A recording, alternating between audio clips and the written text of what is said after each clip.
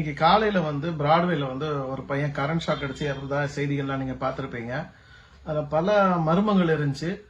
இப்போ எனக்கு ஒரு தெளிவு கிடைச்சது, அதை ஷேர் பண்றேன். காலையில முகநூல்ல போட்டிருந்த இந்த பதிவை பார்த்துட்டு அந்த சம்பவம் நடந்த எதிர் வீட்டுல தான் ஒரு பையன் ஆனா இந்த வீடியோ கொஞ்சம் பாருங்க, இந்த வீடியோ நான் எடுத்தேன் எங்க வீட்டுல தான் அப்படின்னு சொல்லி ஒரு வீடியோ காட்டினான். அந்த வீடியோ இப்ப நீங்களும் பாருங்க. இப்ப இந்த வீடியோல நீங்க நல்லா பார்த்தா தெரியும், அந்த பேங்க் மேல இருக்க அந்த போர்டு லைட்ல தான் ஷார்ட் ஆகுது. அந்த பையனை காப்பாத்துறதுக்காக கட்டைய வச்சு அவங்க தள்ளுறாங்க. அப்ப ஷார்ட் ஆகுறது நல்லா தெரியுது. அப்ப அந்த பவர்ல இருந்து தான் வந்திருக்குன்றத ஊர்ஜனம் ஆயிடுச்சு. இந்த வீடியோ நாங்க போலீஸ்ட உடனே காட்டணும். போலீஸ் உடனே அப்ப இதுலதான் வந்திருக்குன்னு சொல்லி அவங்க பேங்க் ஸ்டாஃப் நாங்க அரெஸ்ட் பண்றோம். அதே மாதிரி எஃப்ஐஆர் 304ல செக்ஷன்ல போடுறோம் அப்படின்ற மாதிரிலாம் சொல்லிட்டாங்க.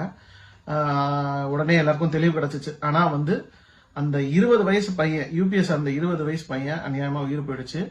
இதுக்கு முழுக்க அந்த ஐசிஐசிஐ பேங்க் தான் காரணம். நான் பேரு சொல்றேன்னு நினைக்காதீங்க. அந்த போர்டு அங்கதான் இருக்கு, அந்த பேங்க்கும் அங்கதான் இருக்கு. நீங்க நல்லா விசாரிச்சுக்கோங்க. அந்த பேங்கோடைய அலட்சியம், அந்த பிரான்ச்சோடைய அலட்சியத்தனத்தால தான் இந்த உயிர் போயிருக்கு.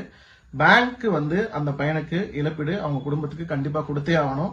தமிழக அரசும் இதுல முன்னெடுத்து இந்த சம்பவத்துல ஈடுபட்டு நடவடிக்கை எடுக்கணும். அதே மாதிரி இந்த புயல்னாலதான் இந்த ஒரு பாதிப்பு நடந்திருக்கு.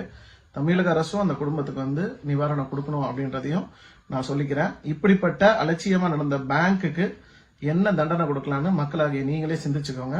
காவல்துறையும் கடுமையா நடவடிக்கை எடுக்கணுன்றதையும் நான் தெளிவுபடுத்திக்கிறேன் இந்த காணொலி மூலியமா.